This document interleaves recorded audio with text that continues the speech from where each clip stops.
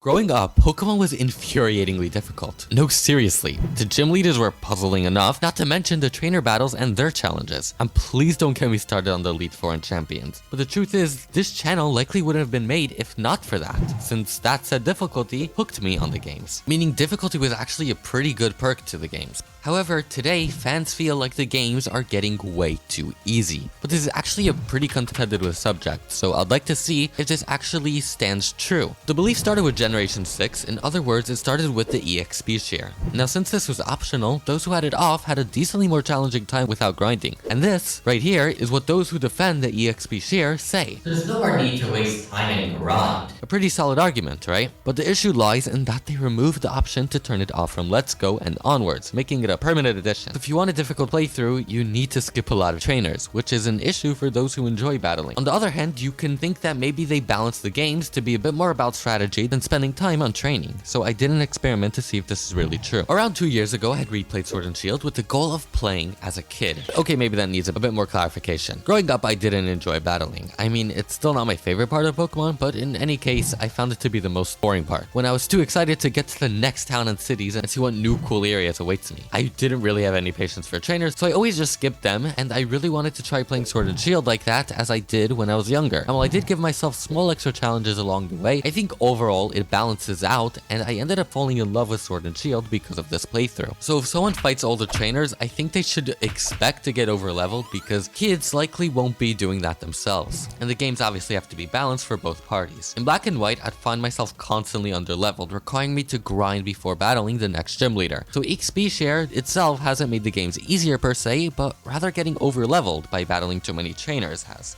Which may sound the same, but there is a difference depending on your playstyle. I definitely understand why people feel upset about this though. Even with this part solved, this is still only one piece in the puzzle. So back onto Generation 6 for now, who introduced a massive change to the franchise, Mega Evolution, aka a powered up Pokemon which will make the games dramatically easier, which has shown up one way or another in recent generations, and especially in Generation 6 when other trainers didn't utilize this themselves. A Mega Evolving Pokemon was just handed to you, and so it left a pretty sour impression to many fans. Now I want to talk about Pokemon's AI, but I can't do it alone. Let's call someone up. Yeah, hi.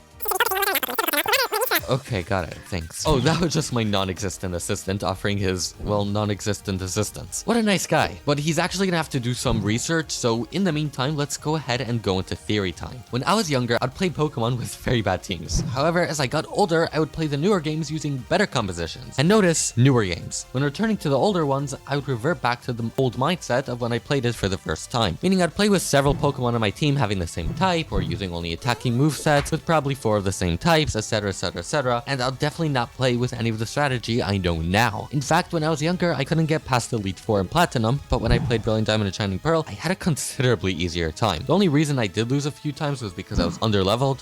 So while I can only speak for myself, perhaps other fans do the same. But again, that's really just speculation. The Pokemon options you have before any major battles can also be a deciding factor with what is readily available to you, but we'll touch on this a bit more later on. Okay, let's go back to my non-existent assistant to see how he's doing.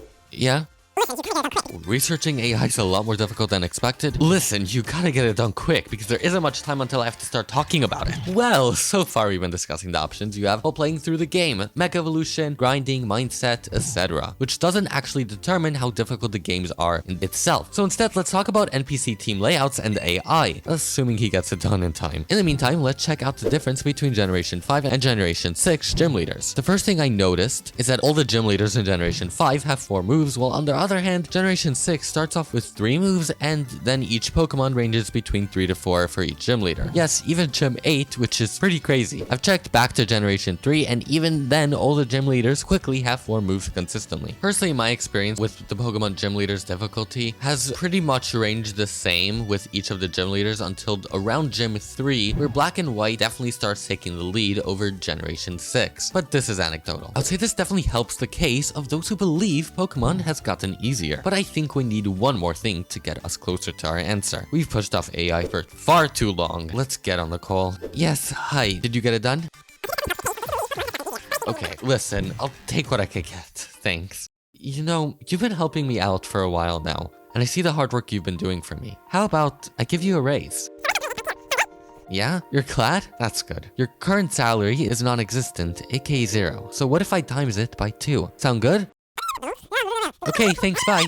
So AI is apparently a lot more difficult of a topic to research, as no one outside of the game circle knows how it actually functions, as far as I'm aware. Based on the research my non-existent assistant has done, the results he's found may shock you. But first, I want to talk about the setting of set mode. You know, when you defeat a Pokemon, you get the option to switch in another mon? Well, set mode doesn't give you that option, meaning you're stuck with what's already sent out. This is something that fans have agreed makes the games harder, and I finally found out why. Let's ignore Scarlet and Violet removing this, shall we? Basically, this is actually a feature that has been improved a bit. Basically, since Generation 5, your opponent's switch-in has been based on their Pokemon. That could do the most damage to yours. While before Black and White, they would just send in the Pokemon randomly. There's a lot more nuance than that, and honestly, I probably got something wrong in the short description of the feature, but anyways, I can't find anything about the AI itself that has actually changed, meaning anything that's actually different in Pokemon's difficulty are probably related to what I've mentioned so far, being levels and EXP share, Pokemon availability, and gym leader / elite floor / champion teams, and how well made they are to counter you. But this doesn't actually give us a decisive answer, so to get there, we're gonna have to get anecdotal again. I find generally that when it comes to level balancing in the games, that I tend to be around the same level as the gym leaders, sometimes a bit before or a bit ahead, nothing too dramatic though. When I played some of the older games, I was generally underleveled and had to grind a bit, but once I got closer to their levels, they were easier to beat. I believe the balancing in today's games simply makes it less grindy, and while one can argue for grinding to actually be a good thing, making the games more difficult, that's a whole other discussion. In addition, getting over leveled is sometimes too easy. Since this is technically avoidable, I can't say in a vacuum it makes the game actually being easier, since you could just avoid trainers and you won't have this issue. But we're just getting to technicalities here. When it comes to the options the game gives you before boss battles, I find that the developers often sneak in a Pokemon or two that absolutely crush the gym ahead, and it's normally for the iconically difficult ones too. These Pokemons, however, tend to be a bit more difficult to come by, and I do feel like Pokemon has been making this easier as time goes on, so perhaps when they were scarce, it did in fact make the games more difficult by design. I often see with champions such as Cynthia, it comes down to the same complaints, being that she has a counter to their Pokemon, meaning if they just had a team that properly had a response to hers, then there probably wouldn't be that issue. Personally, I didn't have too much of a difficult time with her in Brilliant Diamond and Shining Pearl. I mean, don't get me wrong, being a competitively made team made it difficult, but I still beat her first try after forgetting to heal my Pokemon. I only found Milotic difficult given how bulky it was for me, but I always hear how strong her Garchomp is, and that was probably one of the most easiest ones for me on her team, as I had the edge with Pokemon super effective against it. In terms of the opposing team's composition, I've personally felt that this is what has had the most impact with me. In newer games, I often feel like that before they even get a chance to attack, I've already defeated the opponent's Pokemon. It can be argued that this has to do with levels, and well, sure, possibly. I still find that when they do survive and hit back, it's often not an attacking move,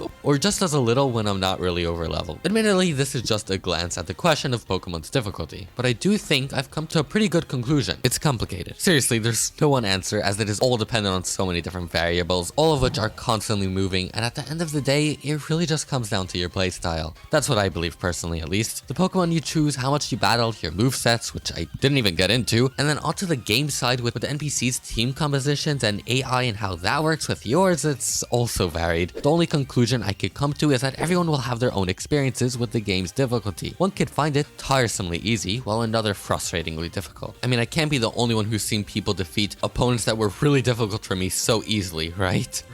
Older games have never felt particularly harder to me, just longer, and I'm sure this is because of how I play, because some people have crazy stories about crazy difficult situations they've been put in, and I feel like that's sort of the beauty of it. We're all individuals on our journey, and our experiences with things change from one person to another. So I don't think the question should be focusing on whether or not Pokemon is difficult or not, but rather what it means for us personally. Thank you guys so much for watching, and have a wonderful day. Also, this video ain't gonna stop me from making videos about difficulty, I think.